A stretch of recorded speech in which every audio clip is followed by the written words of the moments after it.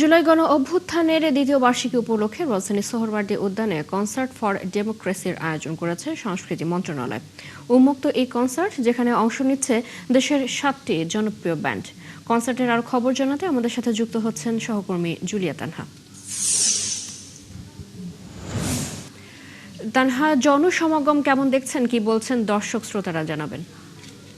যদি আপনি যেমনটি বলছিলেন, আমি কিন্তু আছি এখন সোহরাওয়ার্দী উদ্যানে। এখানে সংস্কৃতি মন্ত্রণালয়ের উদ্যোগে এবং বাংলাদেশ শিল্পকলা একাডেমির তত্ত্বাবধানে এবং বাংলাদেশ ব্যান্ডস অ্যাসোসিয়েশনের সহযোগিতায় যে কনসার্টটি হচ্ছে, কনসার্ট ফর ডেমোক্রেসি, সেটি কিন্তু আসলে শুরু হয়েছে কিছুক্ষণ আগে এবং সর্বসাধারণের জন্য এই কনসার্টটি উন্মুক্ত এবং কনসার্টের গেট উন্মুক্ত হয়েছে বেলা 1টা নাগাদ এবং 3টা নাগাদ হচ্ছে এই কনসার্ট শুরু হওয়ার কথা থাকলেও আসলে সময় মতো শুরু হয়নি কনসার্টটি। বৃষ্টি একটি বড় কারণ ছিল। বৃষ্টি বাধা হয়ে দাঁড়ানোর কারণে অতিথি এবং হচ্ছে দর্শক সমাগমও বেশ কম ছিল।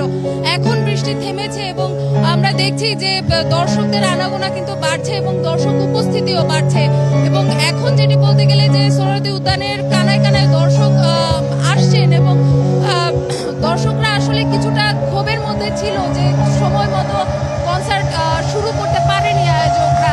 তবে এখন যে লালন ব্যান্ড, তারা হচ্ছে তাদের যে গান পরিবেশন করছেন এবং কিছুক্ষণ আগে আদিবাসী ব্যান্ড রেড়ে তাদের সঙ্গীত পরিবেশন করে গিয়েছেন এবং কিছুক্ষণ আগে এখানে সংস্কৃতি মন্ত্রী নিতাই রায় চৌধুরী উপস্থিত হয়েছেন এবং আমরা যেমনটি জানি যে সংস্কৃতি মন্ত্রী এখানে উপস্থিত হয়ে কনসার্টটি কিছুক্ষণের মধ্যে উদ্বোধন করবেন এবং উদ্বোধন করার পরে দেশের যে জনপ্রিয় 7টি ব্যান্ড রয়েছে, যেমন মাইলস, ওয়ারফেজ সহ আরও ব্যান্ড যেগুলো আছে, তারা তাদের সঙ্গীত পরিবেশন করবেন এবং নিরাপত্তার দিকটা একেবারে না বললেই নয় যে নিরাপত্তা পরিস্থিতি কিন্তু আসলে আয়োজকরা বলছেন যে তারা বেশ সন্তুষ্টি প্রকাশ করছেন। আসলে আমরা দেখেছি যে এই সোহরাওয়ার্দী উদ্যানের আশেপাশে নিরাপত্তা শৃঙ্খলা বজায় রাখার জন্য পুলিশ রয়েছে এবং র্যাব রয়েছে এবং র্যাবের ডগ স্কোয়াড এই কনসার্ট শুরু করার আগে আসলে তাদের যে পরিদর্শন রয়েছে সেটি তারা কমপ্লিট করেছেন, পরিপূর্ণ করেছেন এবং দর্শকরাও আসলে আসছেন। দর্শকদের মধ্যে কিছুটা এখনো ক্ষোভ আছে যে ঠিকঠাক মতো সময় মতো আসলে আয়োজকরা কনসার্টটি শুরু করতে পারেননি। তবে আয়োজকদের পক্ষ থেকে বারে বারে বলা হয়েছে যে বৃষ্টির বিলম্বের কারণে আসলে কনসার্টটি সময় মতো শুরু করা যায়নি এবং 9টা পর্যন্ত এই কনসার্ট হবার কথা রয়েছে এবং 7টি ব্যান্ড তাদের গান পরিবেশন করবে। আর চৈতি, আপনি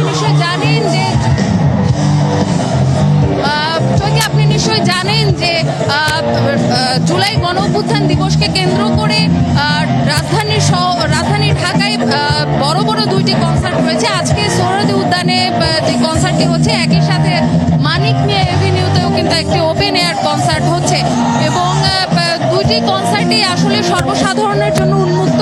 এখানে এই কনসার্টগুলো কিন্তু আয়োজকরা যেটি বলছেন যে দীর্ঘ সময় ধরে চলা থাকলেও হয়তো বা আরেকটু দেরি হতে পারে, 10টা বা 11টাও বাজতে পারে কনসার্ট শেষ হতে হতে।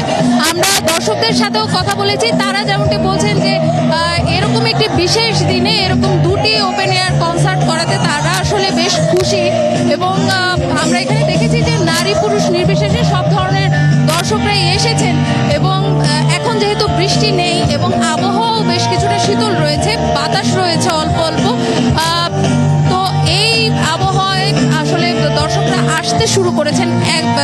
আমরা 1টা থেকে নিয়ে যতটুকু দেখেছি এখন পর্যন্ত দর্শকদের উপস্থিতির হার যেমন ছিল এবং বিগত 8 ঘন্টার মধ্যে দর্শকের উপস্থিতির হার তার থেকে বেড়েছে এবং আয়োজকদের সাথে আমরা কথা বলছি, তারা যেটি বলছেন যে আবহাওয়া ভালো থাকলে এবং ব্যান্ডগুলো তাদের গান পরিবেশন শুরু করলে হয়তো বা দর্শক উপস্থিতি আরও বাড়বে। তো চৈতি,